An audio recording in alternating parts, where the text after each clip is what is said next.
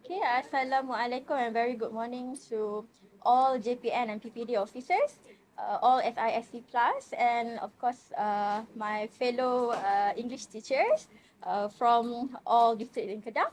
Okay, I'm very nervous. I'm going to take it slow and steady, so please bear with me.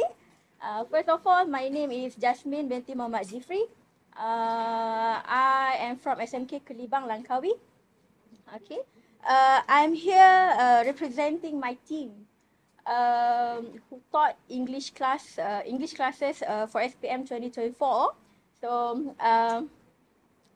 trying to share what we did last year to achieve what I could say a good result for our SPM 2024. Okay, but first of all, a little bit of introduction to our school. So SMK Kelibang is of course in Langkawi, and for last year, our candidate for SPM was 123. Okay, but only 114 candidates set for English papers. Okay, and our concern and our focus for last year was actually to design programs or approaches to try and cater to all proficiency levels. Okay, because as teachers, even in class, even though it's not our intention, when we teach, we know that our kids, they have different proficiency levels. Okay, even it's not our intention, but when we teach, somehow we have the tendency to focus more on one group and leave the other group on their own. Okay, it goes both ways. Sometimes we focus more on the weaker students and leave the good students on their own to work because we believe in them. Okay, and sometimes we focus on the good kids and the weaker kids will feel a bit left out. So what we did last year was trying to uh, design lah programs and approaches that so that everyone does not anyone does not feel left out. Okay, so I'm going to share a bit of what we did. Okay, of course we did all the similar things. We did our workshops, we had our extra classes. Of course those are similar. Okay, we keep doing the same thing instead and we keep improvising, of course. Kan, we work on it and we saw what was not working and we tried to improvise.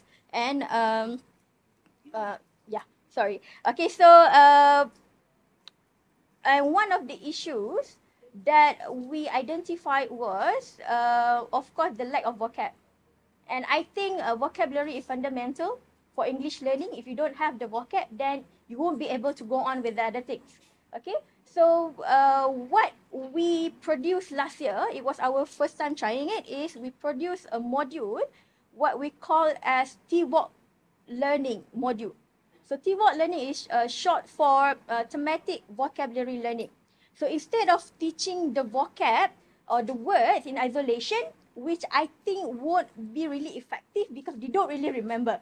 Even though we teach the same words over and over from Form 1 until Form 5 they don't remember.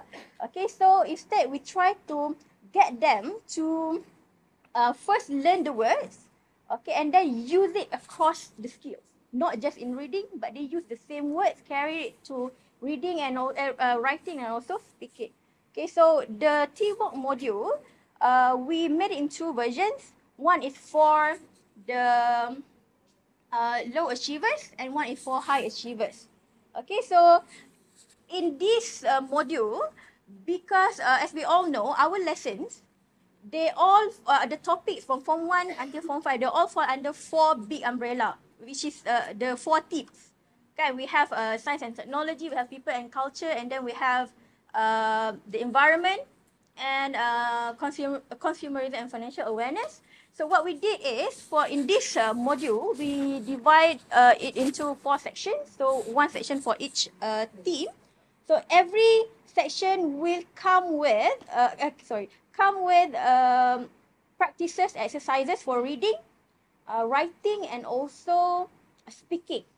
Okay, so in the reading practices, we pick texts that fall under the theme. for example, people and culture. Okay, so we find texts that can introduce some vocab that relates to the theme. Okay, and then we also provide them with essay questions that will enable them to use the word they learn in reading, so they can carry and use it in their essay. And then we also include the speaking topic, which is also related to the previous topics that we picked for reading and writing. So that way, they are able to use the word over and over. And I think that is very helpful for them to retain the word, to actually remember the word. Okay, even though we made it in two versions, they use the content. The contents are all the same. I mean, we pick the same text for these two modules, two versions, but for the lower achievers module, we included guidelines. Like we underline the words, we give meanings, and for writing we give them draft, and we provided points that can actually be used by them to start working on their own. So these modules were used in our class, okay, in our very own classroom. So all teachers were given, because we already sorted out, the kids based on their marks, so we know that where do they stand in the level. Okay, so we gave all teachers the module, and so they can discuss it in class, even though we are using the same text, but the lower achievers, at least they have something to work on. Okay, so because we are using the same text, but they have more things to guide them. So even if we leave them to work on it, they can still do it, because we already provided them with notes and whatnot. Okay, and we also use this module in our extra classes. So we have for every week we have what we call the stay back classes, and for Saturday we have our Sabtu Ceria. Okay, so we are using the module, and of course with the other modules that we have lah. Kampoi, we also use Kampoi as well. Very helpful. Okay, so that is the first one. Okay, the first thing that we came up with, which is the TVOC learning, and I think it was very helpful. It helped with the lower proficiency kids. Okay, and we could see that during their speaking activity, they'll be able to use the words. Okay, and the second one, of course, our speaking workshops. If the previous school call it a hospital, we also have our speaking clinics. Okay, so it's the same thing. We sorted our students into three categories: lower, intermediate, and of course the high achievers. And we assign all English teachers to different groups. So it's not that we want to discriminate them. So we make sure that they understand that. But working with a student within the same level is much more easier, because we can figure out the right approach. Because when they are in the same class, even in my class, one student is really good and one do not even know what is Sunday. So the gap is too big, too wide. So when we put them into their similar level students, so I think that helps a lot.